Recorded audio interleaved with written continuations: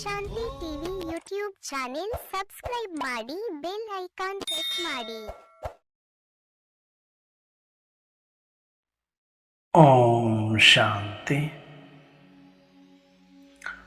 ನಾವೆಲ್ಲ ಆತ್ಮರು ಭ್ರೂ ಮಧ್ಯದಲ್ಲಿ ಸ್ಮೃತಿ ಸ್ವರೂಪರಾಗುತ್ತಾ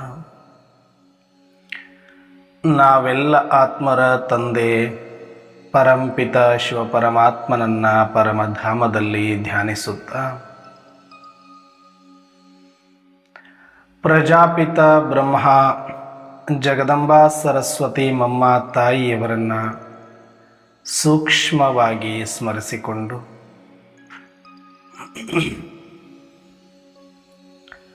ಯಜ್ಞದ ಎಲ್ಲ ಆದಿರತ್ನರನ್ನ, ನಿಮಿತ್ತ ಶಿಕ್ಷಕಿ ಅಕ್ಕಂದಿರನ್ನ, ಸಮಸ್ತ ಈಶ್ವರಿಯ ಪರಿವಾರವನ್ನು ಸೂಕ್ಷ್ಮವಾಗಿ ಆಹ್ವಾನಿಸುತ್ತಾ ಪ್ರತಿದಿನದಂತೆ ಈ ದಿನವೂ ಸಹ ಈ ಒಂದು ಮುರಳಿ ಚಿಂತನೆಯನ್ನು ಆಲಿಸುತ್ತಿರುವ ನನ್ನೆಲ್ಲ ಸಹೋದರಾತ್ಮರಿಗೆ ಆತ್ಮೀಯವಾದ ಸ್ವಾಗತ, ಸುಸ್ವಾಗತ. ಪ್ರತಿದಿನದಂತೆ ಈ ದಿನವೂ ಸಹ ಶಿವತಂದೆ ಮುರಳಿಯಲ್ಲಿ ಅನೇಕ ಮಹಾವಾಕ್ಯಗಳನ್ನು ಕೊಟ್ಟಿದ್ದಾರೆ. ಅದರಲ್ಲೂ ವಿಶೇಷವಾದ ವರದಾನವಿದೆ. ಆ ವರದಾನದ ಕುರಿತಾಗಿ ಸಂಕ್ಷಿಪ್ತವಾದ ಚಿಂತನೆಯನ್ನು ಮಾಡೋಣ.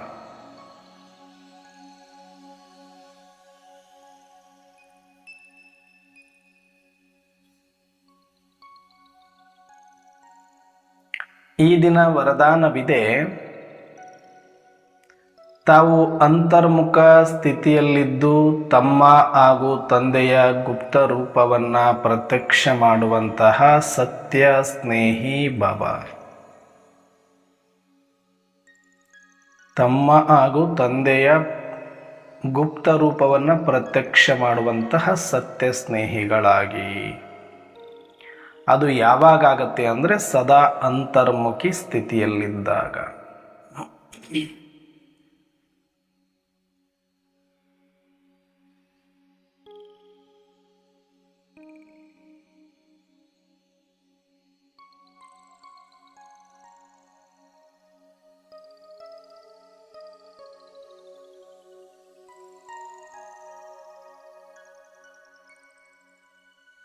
ಅಂತರ್ಮುಖಿ ಸದಾ ಸುಖಿ. ತಂದೆ ಹಾಗೂ ನಮ್ಮ ಗುಪ್ತ ರೂಪ ಏನಾಗಿದೆ, ಸದಾ ಸುಖಿ, ಸದಾ ಖುಷಿ, ಸದಾ ಬಿಂದು, ಸದಾ ಸಂಪನ್ನ, ಸದಾ ನಿರ್ಭಯ, ಸದಾ ನಿಶ್ಚಿಂತ, ಸದಾ ಸಚ್ಚಿದಾನಂದ. ಆ ಸ್ವರೂಪವನ್ನು ಪ್ರತ್ಯಕ್ಷ ಮಾಡಬೇಕು. ಯಾರು ಯಾವಾಗಲೂ ಸದಾ ಖುಷಿಯಲ್ಲಿದ್ದಾರೆಯೋ, ನಶೆಯಲ್ಲಿದ್ದಾರೆಯೋ, ತೃಪ್ತಿಯಲ್ಲಿದ್ದಾರೆಯೋ, ನಿಶ್ಚಿಂತವಾಗಿದ್ದಾರೋ, ನಿರ್ಭಯವಾಗಿದ್ದಾರೆಯೋ, ಅದೇ ನಮ್ಮ ಒರಿಜಿನಲ್ ಮತ್ತು ತಂದೆಯ ಪ್ರತ್ಯಕ್ಷ ಗುಪ್ತ ರೂಪವನ್ನು ಪ್ರತ್ಯಕ್ಷ ಮಾಡುವ ಚಿಹ್ನೆ. ಜಗತ್ತಿನ ಜನಗಳು ಇವತ್ತು ಏನೆಲ್ಲ ಸಂಪಾದನೆ ಮಾಡಿರ್ಬೋದು, ಕೆಲವರು ಹಣವನ್ನು, ಕೆಲವರು ಧನವನ್ನು, ಕೆಲವರು ಜನವನ್ನು, ಕೆಲವರು ಅಧಿಕಾರವನ್ನು, ಕೆಲವರು ಹೆಸರು ಕೀರ್ತಿಯನ್ನು, ಏನೆಲ್ಲ ಸಂಪಾದನೆ ಮಾಡಿದರೂ ಕೂಡ ಈ ಒಂದು ವಿಚಾರದಲ್ಲಿ ಅವರು ಕೊರತೆಯಲ್ಲಿದ್ದಾರೆ. ಏನು ಅಂದರೆ ಸದಾ ಖುಷಿ ಅವ್ರ ಹತ್ರ ಇಲ್ಲ, ಸಂತೃಪ್ತಿ ಅವ್ರ ಹತ್ರ ಇಲ್ಲ, ಸಂಪೂರ್ಣತೆ ಅವರ ಹತ್ರ ಇಲ್ಲ. ಸದಾ ಖುಷಿ ಇಲ್ಲ ಅವರ ಹತ್ರ. ಯಾಕೆ ಅಂದರೆ ಜಗತ್ತಿನಲ್ಲಿರುವ ಎಲ್ಲರೂ ಕೂಡ ಈಗ ದುಃಖದ ಪಾತ್ರವನ್ನು ಮಾಡ್ತಾ ಇದ್ದಾರೆ, ಚಿಂತೆಯ ಪಾತ್ರವನ್ನು ಮಾಡ್ತಾ ಇದ್ದಾರೆ.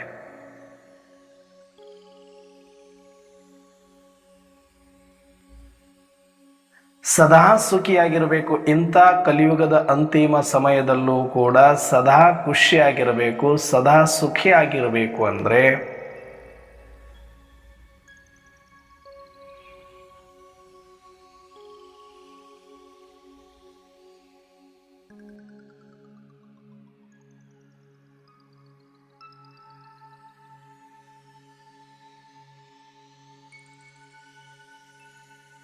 ಅವಿನಾಶಿಯ ಜೊತೆನೇ ಇರಬೇಕಾಗತ್ತೆ. ವಿನಾಶ ವಸ್ತು ವಿಷಯಗಳ ಜೊತೆ ಇರೋದ್ರಿಂದಲೇ ಸದಾ ಖುಷಿಯನ್ನು ಕಳೆದುಕೊಂಡಿದ್ದಾರೆ. ಆಗಾಗ ದುಃಖ ಚಿಂತೆಯಲ್ಲಿ ಬರ್ತಾ ಇದ್ದಾರೆ, ಅಥವಾ ಯಾವಾಗಲೂ ಚಿಂತೆಯಲ್ಲಿದ್ದಾರೆ, ಆಗಾಗ ಒಂದಷ್ಟು ಖುಷಿಯನ್ನು ನೋಡ್ತಾ ಇದ್ದಾರೆ. ಯಾಕೆ? ವಿನಾಶಿ ವಸ್ತು ವಿಷಯ ವ್ಯಕ್ತಿಗಳ ಸಂಗ್ರಹದಲ್ಲಿ ತೊಡಗಿದ್ದಾರೆ.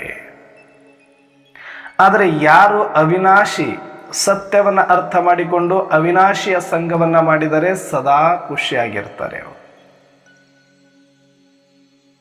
ಅದಕ್ಕೆ ಸ್ವಯಂ ಪರಂಪಿತ ಶಿವ ತಂದೆ ಬಂದು ನಮಗೆ ಅವಿನಾಶಿ ಜ್ಞಾನವನ್ನು ಕೊಟ್ಟು ಅವಿನಾಶಿ ಸ್ಮೃತಿಯನ್ನು ತರಿಸಿ ಅವಿನಾಶಿ ತಂದೆಯ ಸಂಘದಲ್ಲಿರಲು ಕಲಿಸಿ ಅವಿನಾಶಿ ಖುಷಿಯಲ್ಲಿರಲು ಹೇಳಿದ್ದಾರೆ. ಯಾರು ತಮ್ಮನ್ನು ತಾವು ಆತ್ಮ ಅಂತ ತಿಳಿದು ಪರಮಾತ್ಮ ತಂದೆಯನ್ನ ಸದಾ ಕಾಲಕ್ಕಾಗಿ ಸ್ಮೃತಿಯಲ್ಲಿಟ್ಟುಕೊಂಡು ಅವಿನಾಶಿ ಸ್ಮೃತಿಯಲ್ಲಿ ಇರ್ತಾರೆಯೋ ಅವರು ಯಾವತ್ತೂ ಕೂಡ ದುಃಖ ಅಶಾಂತಿಗೆ ಒಳಪಡೋದಿಲ್ಲ. ಸದಾ ಖುಷ್ ನಶೀಬ್ ಆತ್ಮರಾಗಿರ್ತಾರೆ. ಸದಾ ಖುಷ್ ನಶೀಬ್ ಆತ್ಮರಾಗಿರ್ತಾರೆ.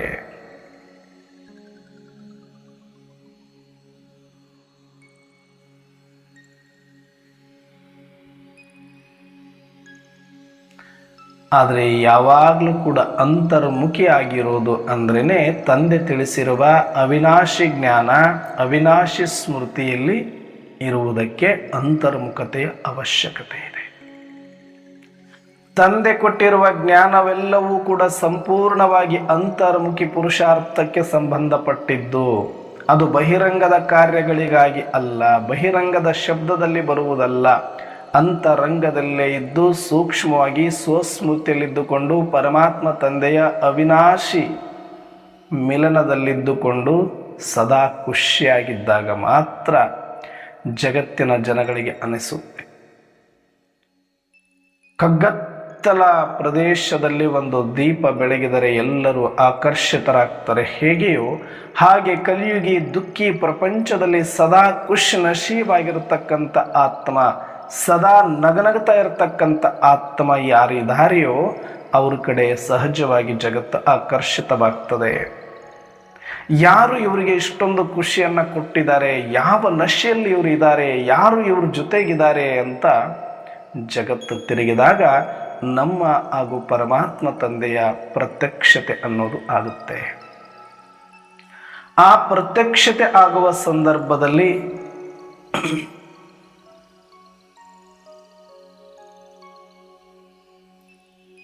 ಪರಮಾತ್ಮನ ನೆನಪು ಕೂಡ ಅವರೆಲ್ಲರಿಗೂ ಬರುತ್ತೆ. ಅದಕ್ಕೆ ಪರಮಾತ್ಮ ಹೇಳ್ತಾರೆ, ನಾನಂತೂ ಸಾಕಾರ ಅಲ್ಲ, ನಾನು ನಿರಾಕಾರ. ನೀವು ನಿರಾಕಾರ, ಜೊತೆಗೆ ನಿಮಗೊಂದು ಸಾಕಾರ ಇದೆ. ಜಗತ್ತು ಸಾಕಾರ ಪ್ರಪಂಚ ಆಗಿರೋದ್ರಿಂದ ಸಾಕಾರವನ್ನು ಗುರುತಿಸಲಿಕ್ಕೆ ಮಾತ್ರ ಯೋಗ್ಯ ಇದೆ ಈ ಸಮಯದಲ್ಲಿ. ಹಾಗಾಗಿ ನಾನು ಪ್ರತ್ಯಕ್ಷ ಮಾಡಲಿಕ್ಕೆ ಆಗೋದಿಲ್ಲ, ನನ್ನನ್ನು ನಾನು ಪ್ರತ್ಯಕ್ಷ ಮಾಡ್ಕೊಳ್ಳೋದಕ್ಕೆ ಆಗೋದಿಲ್ಲ. ನೀವು ಮಕ್ಕಳ ಮುಖಾಂತರ ನಿಮ್ಮ ಗುಪ್ತ ರೂಪ ಮತ್ತು ನನ್ನ ಸ್ವರೂಪವು ಕೂಡ ಪ್ರತ್ಯಕ್ಷ ಆಗಬೇಕಾಗಿದೆ. ನಿಜವಾದ ಪ್ರೀತಿ ನನ್ನ ಮೇಲಿದ್ದರೆ, ನಿಜವಾದ ಸ್ನೇಹಿ ನನಗೆ ಯಾರು ಅಂದರೆ ನನ್ನನ್ನು ಯಾರು ಪ್ರತ್ಯಕ್ಷ ಮಾಡ್ತಾರೆ ಜಗತ್ತಿಗೆ ಅವರು. ಒಬ್ಬ ಸ್ನೇಹಿತನ ಬಗ್ಗೆ ಆತನಿಲ್ಲದಿದ್ದಾಗಲೂ ಕೂಡ ಆತನ ಗುಣಗಾನವನ್ನು ಮಾಡ್ತಾ ಆತನ ನೆನಪು ತರಿಸುವಂತಹ ಒಂದು ಒಳ್ಳೆಯ ಕಾರ್ಯದಲ್ಲಿ ಯಾರು ಮಗ್ನ ಆಗಿರ್ತಾರೋ ಆತ ನಿಜವಾದ ಸತ್ಯ ಸ್ನೇಹಿ. ಹೇಗೋ ಹಾಗೆ ನನಗೆ ನಿಜವಾದ ಸತ್ಯ ಸ್ನೇಹಿಗಳು ಯಾರು, ನನಗೆ ನಿಜವಾದ ಪ್ರೀತಿ ಪಾತ್ರರಾದ ಮಕ್ಕಳು ಯಾರು ಅಂದರೆ ಅಂತರ್ಮುಖಿಯಾಗಿದ್ದುಕೊಂಡು ನನ್ನನ್ನು ಯಾರು ಪ್ರತ್ಯಕ್ಷ ಮಾಡ್ತಾರೆಯೋ, ಗುಪ್ತವಾಗಿರ್ತಕ್ಕಂಥ ನನ್ನನ್ನು, ನಿರಾಕಾರನಾಗಿರ್ತಕ್ಕಂಥ ನನ್ನನ್ನು ಸಾಕಾರ ಜಗತ್ತಿನ ಮುಂದೆ ತಮ್ಮ ಸಾಕಾರದ ಮುಖಾಂತರವೇ ಯಾರು ಪ್ರತ್ಯಕ್ಷ ಮಾಡ್ತಾರೆಯೋ ಅವರೇ ಸತ್ಯ ಸ್ನೇಹಿಗಳು. ಯಾವಾಗ ಆಗತ್ತೆ ಇದನ್ನು? ಹೇಗೆ ಮಾಡೋದಣ್ಣವರೇ? ಎಷ್ಟೊತ್ತು ಕೂಡಬೇಕು?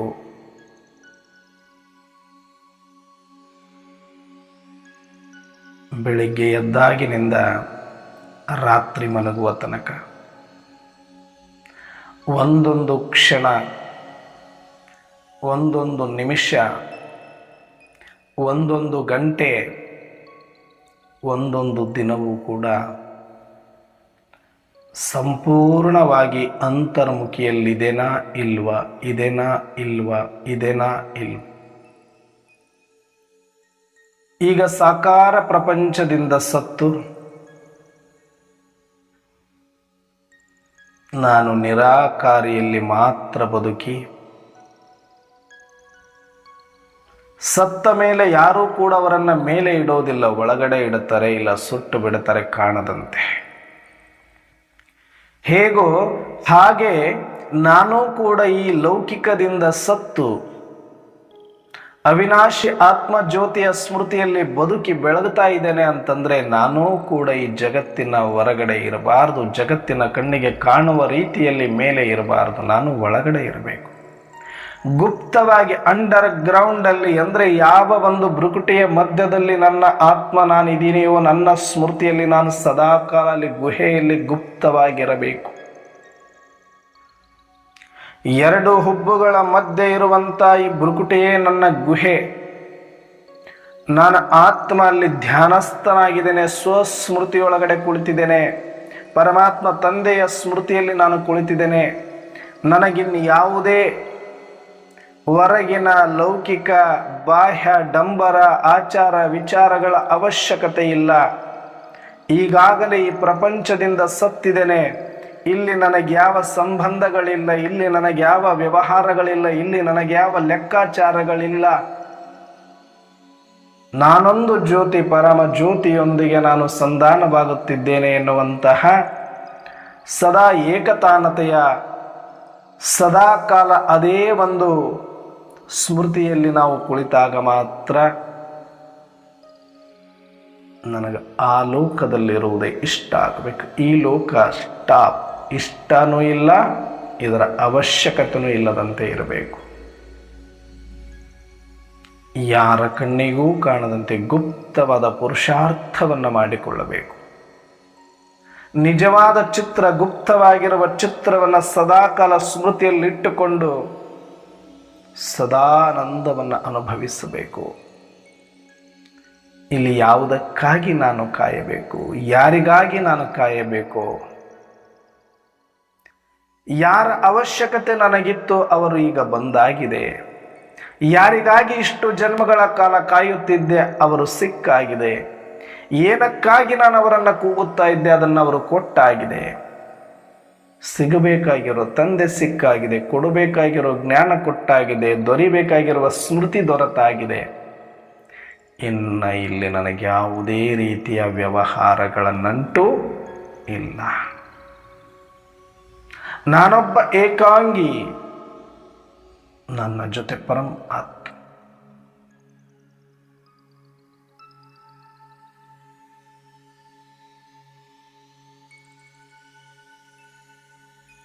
ಪರಂಜ್ಯೋತಿ ಪರಮಾತ್ಮ ಶಿವ ತಂದೆಯನ್ನ ಸದಾಕಾಲ ಪರಮಧಾಮದಲ್ಲಿ ಧ್ಯಾನಿಸಿಕೊಂಡು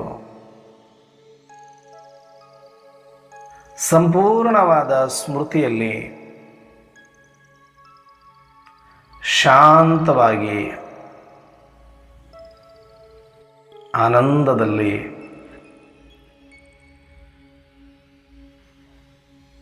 ನನ್ನದೇ ಲೋಕದಲ್ಲಿ ಇರಬೇಕು, ನನ್ನದೇ ರೂಢಿಯೊಳಗಡೆ ಇರಬೇಕು. ಬಹಿರಂಗದಲ್ಲಿ ಬರುವುದು ನನಗೆ ಇಷ್ಟ ಆಗಬಾರ್ದು. ಈ ಹೊರಗಿನ ಆಟಗಳನ್ನು ಬಿಟ್ಟು ಗಂಭೀರವಾಗಿ ಒಳಗಡೆ ಕುಳಿತುಕೊಳ್ಳುವುದನ್ನು ಕಲಿಬೇಕು. ಇಡೀ ದಿನ ಗುಹೆಯಲ್ಲಿ ಇದ್ದೇನೆ, ಇಡೀ ದಿನ ಅನುಷ್ಠಾನದಲ್ಲಿದ್ದೇನೆ, ಇಡೀ ದಿನ ತಪಸ್ಸಿನಲ್ಲಿದ್ದೇನೆ, ಇಡೀ ದಿನ ಯೋಗದಲ್ಲಿದ್ದೇನೆ, ಇಡೀ ದಿನ ನಾನು ಅಶರೀರಿಯಾಗಿ ಧ್ಯಾನದಸ್ಥನಾಗಿದ್ದೇನೆ, ಸಮಾಧಿಯಲ್ಲಿದ್ದೇನೆ.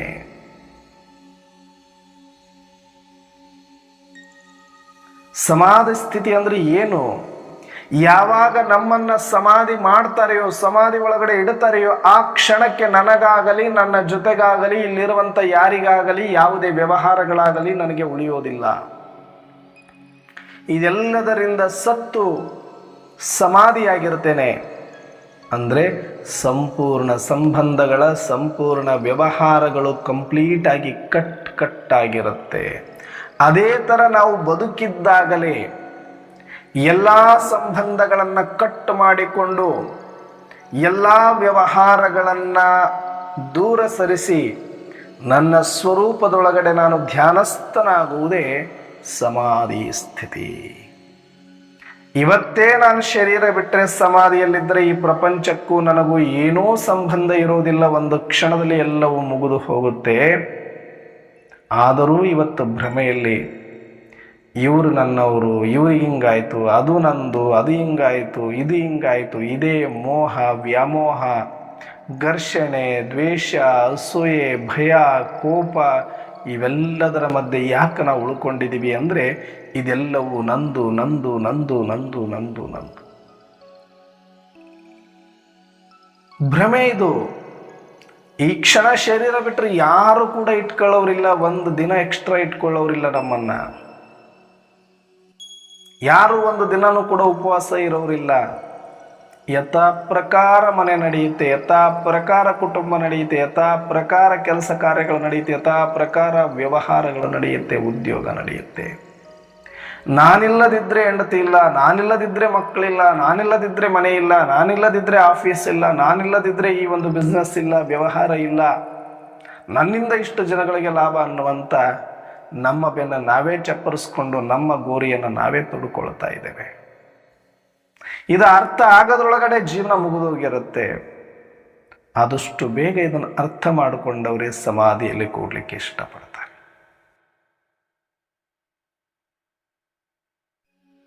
ಯಾವುದೇ ವಿಕಾರಗಳ ಆಕರ್ಷಣೆಗಳಿಲ್ಲ, ಯಾವುದೇ ಗೊಂದಲ ಘರ್ಷಣೆಗಳಿಲ್ಲ, ಯಾವುದೇ ಮೋಹ ಸೆಳೆತಗಳಿಲ್ಲ. ನನ್ನೊಳಗೆ ನಾನೇ ಎಲ್ಲ ಅಂತ ಸದಾನಂದದಲ್ಲಿ ಮುಳುಗಿರುತ್ತಾರೆ.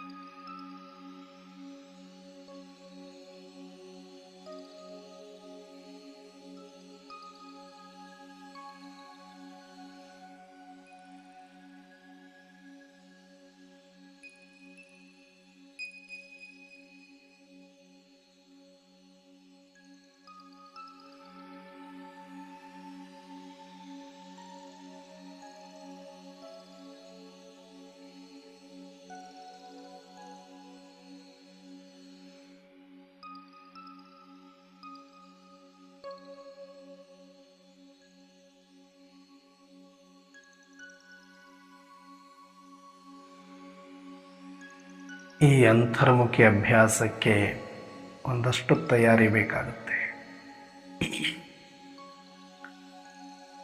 ಬಹಳ ಗದ್ದಲ ಮಾಡೋರಿಗೆ ಇದು ಸಾಧ್ಯ ಆಗೋದಿಲ್ಲ. ಬಹಳ ಶಬ್ದದಲ್ಲಿರೋರಿಗೂ ಇದು ಸಾಧ್ಯ ಇಲ್ಲ. ಬಹಳ ಕರ್ಮದಲ್ಲಿರೋರಿಗೂ ಇದು ಸಾಧ್ಯ ಇಲ್ಲ. ಬಹಳ ಜವಾಬ್ದಾರಿಯಲ್ಲಿ ಮುಳುಗಿರೋರಿಗೂ ಇದು ಸಾಧ್ಯ ಇಲ್ಲ. ನ್ಯಾರ ಪ್ಯಾರ ಇರಬೇಕಾಗತ್ತೆ. ಏಕಾಂತವನ್ನು ಇಷ್ಟಪಡಬೇಕಾಗತ್ತೆ. ಮೌನವನ್ನು ಇಷ್ಟಪಡಬೇಕಾಗತ್ತೆ. ಬಹಳ ಕಾಲದ ಒಂದಷ್ಟು ಅಭ್ಯಾಸಕ್ಕಾಗಿ ತಮ್ಮನ್ನು ತಾವು ರೆಡಿ ಮಾಡಿಕೊಳ್ಬೇಕಾಗತ್ತೆ. ಮಾನಸಿಕವಾಗಿ ಸಿದ್ಧರಾಗಿರಬೇಕಾಗತ್ತೆ. ಅಂಥವ್ರು ಮಾತ್ರ ಈ ಅಂತರ್ಮುಖಿ ಪ್ರಯಾಣವನ್ನು ಮಾಡಿ.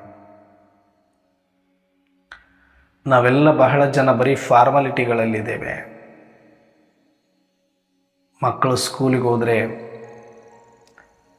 ಫಾರ್ಮಾಲಿಟಿ ಪ್ರಕಾರ ಏನೆಲ್ಲ ಪಾಠಗಳು ಕನ್ನಡ, ಇಂಗ್ಲೀಷ್, ಗಣಿತ, ಹಿಂದಿ ಅಂತ ನಡೆಯುತ್ತೆ. ಮಧ್ಯದಲ್ಲಿ ಒಂದೊಂದು ಆಟ ಆಡಿಸಿ, ಮತ್ತೆ ಒಂದಷ್ಟು ಊಟಕ್ಕೆ ಬಿಟ್ಟು, ಮತ್ತೆ ಒಂದಷ್ಟು ಪಾಠ ಮಾಡಿ, ಕೊನೆಗೆ ಒಂದಷ್ಟು ಹೋಮ್ವರ್ಕ್ ಕೊಟ್ಟರೆ ಅವ್ರ ಶಾಲೆ ಮುಗೀತು. ಶಿಕ್ಷಕರ ಜವಾಬ್ದಾರಿ ಮುಗೀತು. ಇಷ್ಟು ಮಾಡಿದ್ರೆ ಮಕ್ಕಳ ಜವಾಬ್ದಾರಿ ಮುಗೀತು. ಮನೆಗೆ ಬಂದು ಒಂದಷ್ಟು ಹೋಮ್ವರ್ಕ್ ಮಾಡಿಕೊಂಡು ಒಂದಷ್ಟು ಆಟ ಆಡಿ ಮತ್ತೆ ಬೆಳಕರಿದ್ರೆ ಸಾಕು, ಮತ್ತೆ ಶಾಲೆಗೆ ಬರೋದು. ಇದು ಒಂಥರ ಡೈಲಿ ರುಟೀನ್ ಫಾರ್ಮಾಲಿಟಿ ಇದು. ಹಾಗೆ ನಾವು ಕೂಡ ಈಶ್ವರೀಯ ವಿಶ್ವವಿದ್ಯಾಲಯದಲ್ಲಿ ಎಲ್ಲರೂ ಎದ್ದೇಳಬೇಕಲ್ವಾ ಅಂತ 4 ಗಂಟೆಗೆ ಹೇಳೋದು, ಮುರಳಿ ಕೇಳೋದು, ಯಥಾ ಪ್ರಕಾರ ನಮ್ಮ ಕೆಲಸ ಕಾರ್ಯಗಳಲ್ಲಿರೋದು, ಅದೇ ಭಯ, ಅದೇ ಚಿಂತೆ, ಅದೇ ರಾಗ, ಅದೇ ದ್ವೇಷ, ಸೂಕ್ಷ್ಮವಾಗಿ ಸ್ಥೂಲವಾಗಿ ಇಲ್ಲದೆ ಇದ್ರು ಇಲ್ಲ ಅದೇ ಕರ್ಮದಲ್ಲಿ ಮುಳುಗೋದು. ಕೆಲವರಿಗೆ ಇದು ಯಾವುದೂ ಇರೋದಿಲ್ಲ, ಆದರೆ ಅದೇ ಕರ್ಮದಲ್ಲಿ ಮುಳುಗೋದು. ಅವ್ರಿಗೆ 1 ನಿಮಿಷ ಕೂತ್ಕೊಳ್ಳೋಕ್ಕಾಗೋದಿಲ್ಲ, 5 ನಿಮಿಷ ಶಾಂತವಾಗಿರ್ಲಿಕ್ಕಾಗೋದಿಲ್ಲ, ಅರ್ಧ ಗಂಟೆ ಕೂತ್ಕೊಳ್ಳೋಕ್ಕಂದ್ರೆ ಆಗೋದಿಲ್ಲ. ನಾನು ಬಹಳಷ್ಟು ಜನ ಸರೆಂಡರ್ ಅಣ್ಣಂದ್ರನ್ನೇ ನೋಡಿದ್ದೀನಿ. ಕೆಲವರಲ್ಲಿ ಅರ್ಧ ಗಂಟೆ ಕೂತ್ಕೊಂಡು ಯೋಗ ಮಾಡ್ಬೇಕಂದ್ರೆ ಅವ್ರಿಗೆ ಆಗೋದಿಲ್ಲ. ಬೇಕಾದ್ರೆ ಇಡೀ ದಿನ ಸೇವೆ ಹೇಳಿ, ಬಾಬನ ಸೇವೆ ಅಂತ ಲಗನ್ನಿಂದ ಮಾಡಿಬಿಡ್ತಾರೆ ಬೇಕಾದ್ರೆ. ಅಂದರೆ ಕರ್ಮದ ನಂಟು ಅಷ್ಟು ಬಿಟ್ಟಿಲ್ಲ ಅಂತ, ಕರ್ಮದಲ್ಲಿರೋದೇ ಅವ್ರಿಗೆ ಇಷ್ಟ ಅಂತ. ಕರ್ಮ ಅತೀತ ಆಗೋದ್ರಲ್ಲಿ ಅವರಿಗೆ ಆನಂದ ಇಲ್ಲ, ಶಬ್ದ ಅತೀತ ಆಗೋದ್ರಲ್ಲಿ ಅವರಿಗೆ ಆನಂದ ಇಲ್ಲ, ಏಕಾಂತವಾಗಿ ಇರೋದ್ರಲ್ಲಿ ಅವರಿಗೆ ಆನಂದ ಇಲ್ಲ. ಅಂಥವರಿಗೆ ಅಂತರ್ಮುಖಿ ಆಗೋದು ಕಷ್ಟ. ಹಾಗಂತವ್ರು ಬಾಬನ ನೆನಪಲ್ಲಿಲ್ವಾ? ಇದ್ದಾರೆ. ಸೇವೆ ಮಾಡ್ತಾ ಇಲ್ವಾ? ಮಾಡ್ತಿದ್ದಾರೆ. ಆದರೆ ಇಷ್ಟೇ ಸಾಕಾಗತ್ತಾ ಅಂದರೆ ಖಂಡಿತ ಸಾಕಾಗೋದಿಲ್ಲ.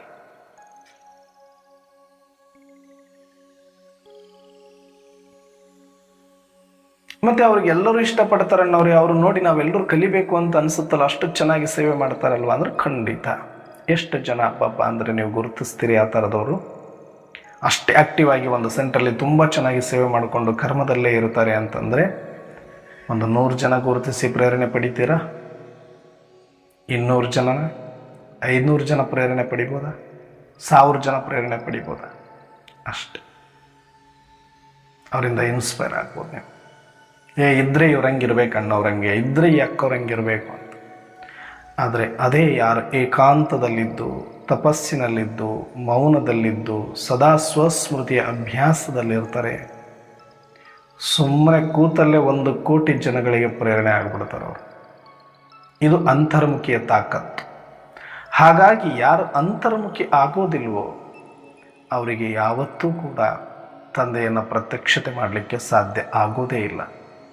ಹಾಗಾಗಿ ಪರಮಾತ್ಮನ ಸ್ನೇಹಿಗಳು ನಾವು ಆಗಬೇಕು ಅಂತಂದರೆ ಪರಮಾತ್ಮ ಕೊಟ್ಟಿರುವ ಜ್ಞಾನವನ್ನು ತಲುಪಿಸುವುದು ಅದು ಸಾಮಾನ್ಯ, ಅದು ಕರ್ತವ್ಯ. ಆದರೆ ಅದೇ ನಮ್ಮ ಪುರುಷಾರ್ಥ ಅಂತ ಅಂದ್ಕೊಳ್ಬಾರ್ದು. ಬಾಬನ ಯಜ್ಞದಲ್ಲಿ ಸೇವೆ ಮಾಡಬೇಕು, ಸ್ಥೂಲ ಸೇವೆ ಅವಶ್ಯ ಇದೆ, ಅದು ನಮ್ಮ ಕರ್ತವ್ಯ. ಆದರೆ ಅದನ್ನೇ ಪುರುಷಾರ್ಥ ಅಂದ್ಕೊಳ್ಬಾರ್ದು. ಬಂದವರಿಗೆ ಒಂದಷ್ಟು ಕೋರ್ಸನ್ನು ಕೊಡಬೇಕು, ಒಂದಷ್ಟು ಕ್ಲಾಸನ್ನು ಮಾಡಬೇಕು, ಅದು ನಮ್ಮ ಜವಾಬ್ದಾರಿ.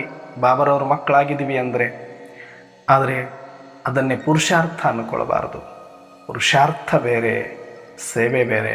ಪುರುಷಾರ್ಥ ಬೇರೆ, ಕೋರ್ಸ್ ಕೊಡೋದು ಬೇರೆ. ಪುರುಷಾರ್ಥ ಬೇರೆ, ಕ್ಲಾಸ್ ಮಾಡೋದು ಬೇರೆ. ಪುರುಷಾರ್ಥ ಬೇರೆ, ತನುವನ್ನು ಅರ್ಪಿಸೋದು, ಧನವನ್ನು ಅರ್ಪಿಸೋದು ಬೇರೆ. ಪುರುಷಾರ್ಥ ವೈಯಕ್ತಿಕ. ಇದು ನೀವು ಭ್ರುಕುಟಿಯ ಮಧ್ಯದಲ್ಲಿ ಕೂತು ನೀವು ಎಷ್ಟು ಏಕಾಂತವಾಗಿ ನಿಮ್ಮ ಸ್ವಸ್ಮೃತಿಯಲ್ಲಿದ್ದು ಪರಮಾತ್ಮ ತಂದೆಯನ್ನು ಪ್ರತ್ಯಕ್ಷ ಮಾಡ್ತಾ ಇದ್ದೀರಿ ಅನ್ನೋದ್ರ ಮೇಲೆ ಆಧಾರಿತವಾಗಿದೆ ಪುರುಷಾರ್ಥ. ಹಾಗಾಗಿ ಇದನ್ನೇ ಪುರುಷಾರ್ಥ ಅಂದ್ಕೊಂಡು ಅಷ್ಟೇ ಡೈಲಿ ರುಟೀನ್ ಇಟ್ಕೊಂಡು ಹೋದರೆ ಭವಿಷ್ಯದಲ್ಲಿ ತೊಂದರೆ ಆಗುತ್ತೆ. ಹಾಗಾಗಿ ಆ ಥರ ನೀವೇನಾದರೂ ಇದ್ದರೆ ಒಂದಷ್ಟು ಚೇಂಜ್ ಮಾಡ್ಕೊಳ್ಳಿ. ಇದು ಗುಂಪಲ್ಲಿ ಗೋವಿಂದ ಥರ ಅವರು ಮಾಡ್ತಾರೆ ನಾವು ಮಾಡ್ತೀವಿ, ಅವರು ಹೋಗ್ತಾರೆ ನಾವು ಹೋಗ್ತೀವಿ, ದಿನಾಲೂ ಸೆಂಟ್ರಿಗೆ ಹೋಗಬೇಕು, ದಿನಾಲೂ ಏನಾದರೂ ಸೇವೆ ಮಾಡಬೇಕು. ಮಾಡಿ, ತಪ್ಪೇನಿಲ್ಲ. ಬೇಕು, ಸೆಂಟ್ರು ಅಂದಮೇಲೆ ಸೇವೆ ಇರುತ್ತೆ, ಒಂದಲ್ಲ ಒಂದು ಕಾರ್ಯಕ್ರಮಗಳು ಇರುತ್ತೆ. ಆದರೆ ಅದರ ಜೊತೆಗೆ ಅದು ಕರ್ತವ್ಯ ನಿಭಾಯಿಸೋದು ಅಷ್ಟೇ. ಆದರೆ ಸ್ವಪುರುಷಾರ್ಥ ಅಲ್ಲ ಅದು. ಸ್ವಪುರುಷಾರ್ಥಕ್ಕಾಗಿ ಎಷ್ಟು ಸಮಯ ಕೊಡ್ತಾ ಇದ್ರಿ ನೀವು? ಇಡೀ ದಿನ ಸೆಂಟ್ರಲ್ಲಿದ್ದು ಒಂದು 5-6 ಗಂಟೆಗಳ ಸ್ಥೂಲ ಸೇವೆ ಮಾಡಿರ್ಬೋದು. ಆದರೆ ಎಷ್ಟು ಹೊತ್ತು ಸ್ವಸ್ಮೃತಿಯಲ್ಲಿದ್ರಿ, ಎಷ್ಟು ಹೊತ್ತು ಏಕಾಂತದಲ್ಲಿದ್ರಿ, ಎಷ್ಟೊತ್ತು ತಂದೆಯ ಜೊತೆ ಮಾತನಾಡಿದ್ರಿ, ಆತ್ಮೀಯ ವಾರ್ತಾಲಾಪ ಮಾಡಿದ್ರಿ, ಅದನ್ನು ನೋಡ್ತಾರಲ್ಲ ಪರಮಾತ್ಮ.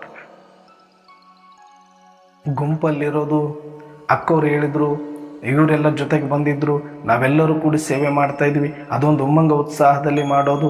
ಈಗ ಮಧುಬನಕ್ಕೆ ಹೋದಾಗ ಎಲ್ಲರಿಗೂ ಸೇವೆ ಮಾಡಬೇಕನ್ಸುತ್ತೆ, ಅದು ಎಲ್ಲರ ಜೊತೆಗೆ ನಾವು ಮಾಡ್ಬೋದು. ಅದು ಕರ್ತವ್ಯ, ಮಾಡೋಣ. ಆದರೆ ಅದೇ ಪುರುಷಾರ್ಥನ? ಖಂಡಿತ. ನಿಮ್ಮ ಪುರುಷಾರ್ಥ ನೀವೇ ಮಾಡ್ಕೊಳ್ಬೇಕು. ಎಷ್ಟು ಸಮಯ, ಎಷ್ಟು ವರ್ಷದಲ್ಲಿ ನಿಮ್ಮ ಸ್ವಪುರುಷಾರ್ಥಕ್ಕೆ ಕೊಟ್ಟಿದ್ದೀರಿ ಅದನ್ನು ಯಾರೂ ಹೇಳೋದು ಇಲ್ಲ, ಅದನ್ನು ನೀವು ಮಾಡ್ಕೋಬೇಕಷ್ಟೆ. ಕೆಲವರು ಬುದ್ಧಿವಂತರು ಏನು ಮಾಡ್ತಾರೆ, ಎಲ್ಲರ ಕಣ್ಣಿಗೆ ಎದುರಿಗೆ ಇದ್ದಂಗೆ ಇರ್ತಾರೆ, ಎಲ್ಲರೂ ಕೂಡ ಎಷ್ಟು ಬಡದಾಡಿ ಸೇವೆ ಮಾಡ್ತಾರೆ, ಕರ್ತವ್ಯ ನಿರ್ವಹಿಸ್ತಾರೆ, ಅಷ್ಟು ನಿರ್ವಹಿಸ್ದಂಗೆ ಮಾಡ್ತಾರೆ. ಸ್ವಲ್ಪ ಟೈಮ್ ಸಿಕ್ಕರೂ ಕೂಡ ಅವ್ರು ವೇಸ್ಟ್ ಮಾಡೋದು, ಸೀದಾ ಹೋಗಿ ಬಾಬಾ ರೂಮಲ್ಲಿ ಕೂತ್ಕೊಂಡ್ಬಿಡ್ತಾರೆ.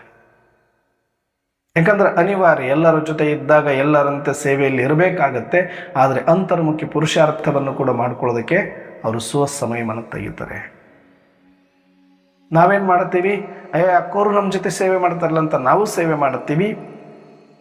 ಅವ್ರು ಹೋಗಿ ಬಾಬಾ ರೂಮಲ್ಲಿ ಕೂತ್ರೆ ನಾವು ಹೋಗಿ ಮತ್ತೊಂದಷ್ಟು ಇನ್ನೊಂದು ಮಾತುಗಳನ್ನು ಆಡೋದಕ್ಕೆ, ಅವ್ರದ್ದು ಇವ್ರದ್ದು ಕತೆ ಹೇಳೋದಕ್ಕೆ ಅದರಲ್ಲಿ ಟೈಮ್ ಪಾಸ್ ಮಾಡ್ಕೊಂಡು ಮನೆಗೆ ಬರ್ತೀವಿ. ಅದಾಗಬಾರ್ದು. 1 ಗಂಟೆ ನೀವು ಸೇವೆ ಮಾಡಿದ್ರೆ 2 ಗಂಟೆ ಸ್ವಸ್ಥಿತಿಯಲ್ಲಿ ಕೊಡಬೇಕು. ಎಲ್ಲಿ ಅವಕಾಶ ಇದೆ, ಅಕ್ಕೋರೆ ನಾನು 2 ತಾಸು 3 ತಾಸು ಯೋಗ ಮಾಡ್ತೀನಿ, ಹೋಗುವಾಗ ಒಂದು ಅರ್ಧ ಗಂಟೆ ಸೇವೆ ಮಾಡಿ ಹೋಗ್ತೀನಿ ಅಂದರೆ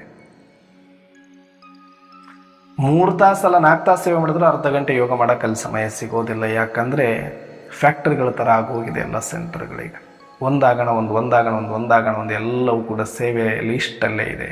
ಆ್ಯಕ್ಚುಲಿ ಸೇವೆ ಅನ್ನೋದು ನಮ್ಮನ್ನು ವ್ಯರ್ಥ ತಡೆಯೋದಕ್ಕಿರುವಂಥ ಒಂದು ಆಪ್ಷನ್ಸು. ಜೊತೆಗೆ ಎಲ್ಲರಿಗೂ ಹಂಚಬೇಕಾಗಿತ್ತು ಆರಂಭದ ಹಂತದಲ್ಲಿ, ಅದಕ್ಕಾಗಿ ತಯಾರಿ ಇತ್ತು. ಆದರೆ ಹಾಗಂತ ಮೊದಲೇ ಪರಮಾತ್ಮ ಅವರನ್ನು ಸೇವೆಗೆ ನಿಂದ್ರಿಸಲಿಲ್ಲ, ಯೋಗ್ಯರನ್ನಾಗಿ ಮಾಡಿದರು. ಆದರೆ ಈಗ ಆ ಯೋಗ್ಯತೆ ಯಾರಿಗೂ ಬೇಕಿಲ್ಲ. ಇವತ್ತೇ ಬಂದಿದೆ ಈ ಮಗು ಜ್ಞಾನಕ್ಕೆ, ಇನ್ನೂ ಏನೂ ಗೊತ್ತಿಲ್ಲ ಅಂದ್ರೆ ಬಂದು ಪರಕೆ ಹಿಡ್ಕೊಂಡ್ರು ಸೇವೆ ಮಾಡಿದ್ರೆ ಸಾಕು ಅಂತೀವಿ. ಆ ಮನಸ್ಥಿತಿಯಲ್ಲಿ ಬಂದಿದ್ದೀವಿ ಅಂದರೆ ಅದು ತಪ್ಪು. ಅವರ ಭವಿಷ್ಯವನ್ನು ನಾವೇ ಹಾಳು ಮಾಡೋದಂತ ಇಲ್ಲ. ಸೇವೆನೇ ಕೊಡಬಾರದು ಸ್ಥಿತಿ ಮಾಡಿಕೊಳ್ಳಿ ಫಸ್ಟು. ಯೋಗದಲ್ಲಿರಿ ಫಸ್ಟು. ಶಿವತಂದೆಯ ಸ್ಮೃತಿಯನ್ನು ಅನುಭವ ಮಾಡಿ ಫಸ್ಟು. ಏಕಾಂತದಲ್ಲಿರಿ ಫಸ್ಟು ಅಂತ ಬಂದವರಿಗೆಲ್ಲರಿಗೂ ಕೂಡ ಮೊದಲು ಅಂತರ್ಮುಖಿ ಅಭ್ಯಾಸವನ್ನು ಮಾಡಿಸಿ ಸ್ವಸ್ಮೃತಿಯ ಯೋಗ್ಯರನ್ನಾಗಿ ಮಾಡಿದ ಮೇಲೆ ಅವರಿಗೆ ಸೇವೆಗೆ ಅವಕಾಶ ಕೊಡಬೇಕು. ಹಾಗಾದಾಗ ಮಾತ್ರ ನಾವು ತಂದೆಯನ್ನು ಬೇಗ ಪ್ರತ್ಯಕ್ಷ ಮಾಡಲಿಕ್ಕೆ ಸಾಧ್ಯ. ಅದಕ್ಕೆ ನಾವೆಲ್ಲರೂ ಕೂಡ ನಮ್ಮ ಸ್ವಸ್ಮೃತಿಯನ್ನು ನಾವೇ ತಯಾರು ಮಾಡಿಕೊಳ್ಬೇಕು. ನಮ್ಮ ಅಂತರ್ಮುಖಿ ಪ್ರಯಾಣವನ್ನು ನಾವೇ ಏಕಾಂಗಿಯಾಗಿ ಮಾಡಿಕೊಳ್ಬೇಕು. ಇಲ್ಲಿ ಯಾರೂ ಜೊತೆಯಲ್ಲಿರುವುದಿಲ್ಲ, ಯಾರೋ ಜೊತೆಗೆ ಬರೋದು ಅಲ್ಲ. ಹಾಗಾಗಿ ಆದಷ್ಟು ಈ ವಿಚಾರವನ್ನು, ಈ ಸೂಕ್ಷ್ಮತೆಗಳನ್ನು ಬೇಗ ಅರ್ಥ ಮಾಡಿಕೊಳ್ಳಿ. ನಾನು ಇಷ್ಟೆಲ್ಲ ಯಾಕೆ ನಿಮಗೆ ಬಿಚ್ಚಿ ಹೇಳ್ತೀನಿ ಅಂದರೆ, ನಿಮ್ಮ ವೈಯಕ್ತಿಕ ಪುರುಷಾರ್ಥ ನೀವೇ ಮಾಡಬೇಕಾಗ್ತದೆ. ನಿಮ್ಮ ಅಂತಿಮ ಪರೀಕ್ಷೆ ನೀವೇ ಎದುರಿಸಬೇಕಾಗ್ತದೆ. ನಿಮಗಾಗಿ ಸಮಯವನ್ನು ನೀವೇ ಕೊಟ್ಕೊಳ್ಬೇಕಾಗತ್ತೆ. ಜಗತ್ತಿಗಾಗಿ ಇದನ್ನು ಮಾಡಿ ಇದನ್ನು ಮಾಡೋಣ ಅಂತ ಹೇಳೋರು ಭಾಳ ಜನ ಸಿಗ್ತಾರೆ. ಆದರೆ ನಿನಗಾಗಿ ಏನು ಮಾಡಿಕೊಂಡೆ ಅಂತ ಕೇಳೋರು ತುಂಬ ಕಡಿಮೆ. ಹಾಗಾಗಿ ನಿಮ್ಮನ್ನು ನೀವು ಪ್ರಶ್ನೆ ಮಾಡ್ಕೊಳ್ಳಿ. ಮೊದಲು ನಿಮಗೆ ಆಸಕ್ತಿ ಇಲ್ಲ, ಬೇರೆಯವ್ರ ಮೇಲೆ ಆರೋಪ ಮಾಡೋದು ಬೇಡ. ಅದಕ್ಕೆ ನೀವು ಆಸಕ್ತಿ ಇಟ್ಕೊಳ್ಳಿ. ಮೊದಲು ನಾನು ಸ್ವಸ್ಥಿತಿಯಲ್ಲಿ ಸ್ಥಿತನಾಗಬೇಕು, ಅಂತರ್ಮುಖಿ ಆಗಬೇಕು, ಗುಪ್ತ ಪುರುಷಾರ್ಥವನ್ನು ಮಾಡಬೇಕು, ಸದಾ ಅದರಲ್ಲೇ ಸಮಯವನ್ನು ಕಳಿಬೇಕು. ನೀವು ಇದರಲ್ಲಿ ರುಚಿಯನ್ನು ಕಂಡುಕೊಂಡಾಗ ಮಾತ್ರ ಅಂತರ್ಮುಖಿ ಪ್ರಯಾಣ ಆರಂಭ, ನಿಜವಾದ ಪುರುಷಾರ್ಥ ಆರಂಭ. ಇಲ್ಲ ಅಂದರೆ ಬಂದ ಪುಟ್ಟ, ತಿಂದ ಪುಟ್ಟ, ಹೋದ ಪುಟ್ಟ. ಅಂತಿಮದಲ್ಲಿ ಗೊತ್ತಾಗುತ್ತೆ ನಾನು ಏನು ಮಾಡಿದೆ ಅಂತ. ಆವತ್ತು ಸಮಯ ನಿಮ್ಮ ಜೊತೆ ಇರೋದಿಲ್ಲ. ಇವತ್ತು ನಿಮ್ಮ ಜೊತೆ ಸಮಯ ಇದೆ, ಎಚ್ಚೆತ್ತುಕೊಳ್ಳಿ. ಓಂ ಶಾಂತಿ.